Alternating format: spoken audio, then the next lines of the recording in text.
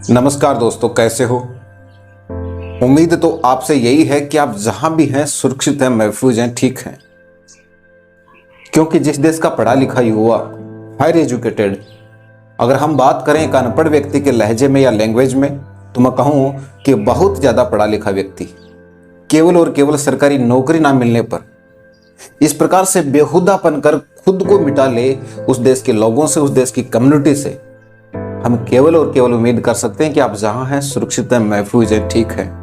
क्या कभी हमने सोचा कि आखिर क्यों हमारा देश का एक पढ़ा लिखा युवा हायर एजुकेटेड होने के बाद, बड़ी बड़ी डिग्रियां ग्रहण करने के बाद इस तरह से अपने हंसते खेलते जीवन का त्रास अंत कर रहा है। फांसी, आग, जहर, नदी, पहाड़, न जाने कितने ही नए पुराने तरीके जो खुद को मिटाने के लिए आजमाया जा रहा है। हम देख पा रहे हैं इनका रीट का पेपर बिगड़ा है। रीट यानी कि हमें अगर राजस्थान में गवर्नमेंट टीचर बनना है तो पहले हमें रीट को क्वालिफाई करना होता है, और उसके बाद अगर बाकी की औपचारिकताएं भी हम पूरी कर लेते हैं तो हम गवर्नमेंट टीचर बनते हैं। और कल्पना कीजिए ये लोग गवर्नमेंट टीचर बन जाते तो हमारे देश के छोटे छोटे बच्चों को, जिनको हम देश का भविष्य कहते हैं, उन्हें एजुकेशन का महत्व समझाते हुए लोग कहते हैं कि एक व्यक्ति अपने जीवन में शिक्षा ग्रहण कर खुद का सर्वांगीण विकास कर सकता है, खुद के लिए उचित अनुचित की पहचान करता है और अपने हक और अधिकार के लिए लड़ सकता है इसी शिक्षा के बल पर। शिक्षाविद भारत रत्न डॉक्टर बी.आर. अम्बेडकर कहते हैं, शिक्षा वह शेरनी का दूध है जो पीता है दहाड़ मारता है। क्या यही है वो दहाड़? इसी दहाड़ की बात हो रही थी क्या? जो बच्चों को तो एजुकेशन का महत्व, सर्वांगीण विकास बताते हैं, हक और अधिकार के लिए लड़ना बताते हैं, और खुद केवल और केवल सरकारी नौकरी ना मिलने पर या पेपर क्वालिफाई ना होने पर आत्महत्या कर गए। ये लोग इतने पढ़े लिखे हैं, इतने हायर एजुकेटेड हैं। रीट का एग्जाम देने के लिए एबिलिटी होती है कम से कम ग्रेजुएशन और बीएड होना जरूरी है। यानी कि इतने पढ़े लिखे लोग हैं तो इतना तो जरूर जानते होंगे कि अगर हम ऐसा बेहुदापन कर जाते हैं, खुद को मिटा लेते हैं, आत्महत्या कर लेते हैं, तो भले ही हम देश के लिए आंकड़े हैं, देश की जनता के लिए एक व्यक्ति हो सकते हैं, लेकिन अपने परिवार के लिए, अपने माता पिता के लिए तो हम बुढ़ापे के सहारे हैं ना। लाठी है उनकी बुढ़ापे की, हम दुनिया है उनकी, जो मेरे बाद बिखर जाएगी, उजड़ जाएगी, तार तार हो जाएगी। ये लोग इतना तो जानते होंगे, इतने पढ़े लिखे हैं तो इतना जरूर जानते होंगे। लेकिन उसके बाद भी इन लोगों ने इस तरह से खुद को मिटा दिया, अस्तित्वहीन कर दिया। क्यों? क्योंकि ये लोग उस देश में रहते हैं जिस देश में एजुकेशन का प्रमुख उद्देश्य सरकारी नौकरी को माना जाता है।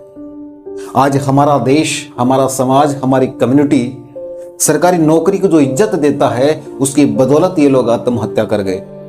आज हमारे देश का एक पढ़ा लिखा युवा ये सोचने लगा है कि चाहे मुझे लाखों रुपए रिश्वत में देना पड़े, 6 लाख की चप्पल पहनकर एग्जाम देने के लिए जाना पड़े, साम दाम दंड भेद चारों नीतियां लगाना पड़े, तो भी लगाऊंगा। लेकिन हर हाल ऐसा दौर आता है जब उसे ये लगने लगता है कि सब कुछ खत्म हो गया।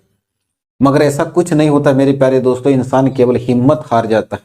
बस विकट परिस्थितियों में हमें हिम्मत से काम लेना होता है, धैर्य से काम लेना होता है। क्यों सोचता है मरने की मुसीबतें सबके पास होती है, अपने आप को पहचान कर ही नई दास्तान लिखनी होती है। क्यों सोचता है मरने की मुसीबतें सबके पास होती है, अपने आप को पहचान कर ही नई दास्तान लिखनी होती है। अरे जिंदगी जीने का हुनर थोड़ा उनसे भी सीख ले जिनके पास ये दुनिया देखने के लिए आंखें तक नहीं होती हैं। मेरे प्यारे दोस्तों, इस दुनिया में ऐसे लोग भी मौजूद हैं जिनके पैर तो नहीं है लेकिन दौड़ने में विश्व रिकॉर्ड है उनका। पैर तो नहीं है लेकिन नाचने में सबको पीछे छोड़ दिया। एक ही पैर है लेकिन 18 किलोमीटर हर दिन साइकिलिंग करते हैं। ऐसे लोग भी इस दुनिया में मौजूद हैं। आजकल हमारे देश में एक ट्रेंड और चल रहा है, अगर किसी की प्रेमिका की शादी हो गई किसी दूसरे लड़के से तो प्रेमी ने आत्महत्या कर ली, गला काट लिया, हाथ की नसें काट ली।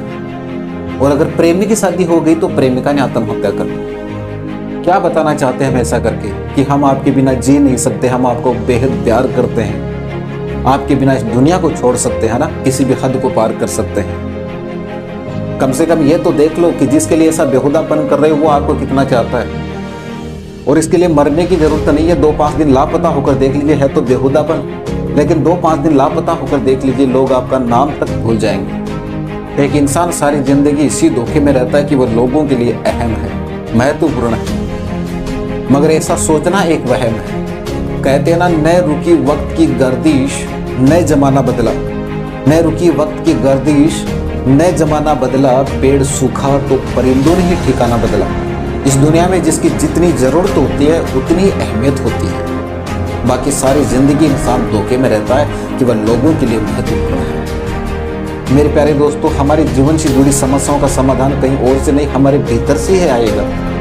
लेकिन आत्महत्या कर लेना या खुद को मिटा देना किसी समस्या का समाधान नहीं हो सकता। हो सकता है असमय प्रकृति का नियम तोड़ने से आप, हमारा जीवन और हमारे जीवन से जुड़े लोगों का जीवन और अधिक अजनबी और अजीब समस्याओं के जाल में फंस कर रह जाए। सबसे अंत में कहना चाहूँगा, अगर ऐसा बेहुदापन करके आत्महत्या करके खुद को मिटा लेते हैं, इस दुनिया को क्या फर्क पड़ेगा? कौन हमारे लिए रोएगा, कौन नहीं रोएगा, यह तो मुझे नहीं पता। लेकिन हाँ, हर व्यक्ति के जीवन में दो ऐसे लोग होते हैं जो जब तक जीते हैं खून के आंसू रोते हैं, मर मर कर जीते हैं।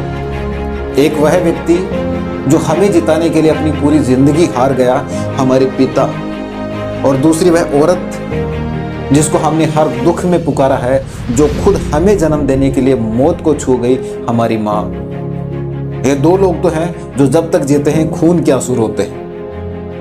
दोस्तों, वीडियो लाइक करें या न करें, चैनल सब्सक्राइब करें या न करें, लेकिन अपने दोस्तों के साथ शेयर जरूर कर देना, क्योंकि आप हमारे दोस्त, हमारे केवल दोस्त होते हैं, लेकिन अपने परिवार के लिए दुनिया होते हैं।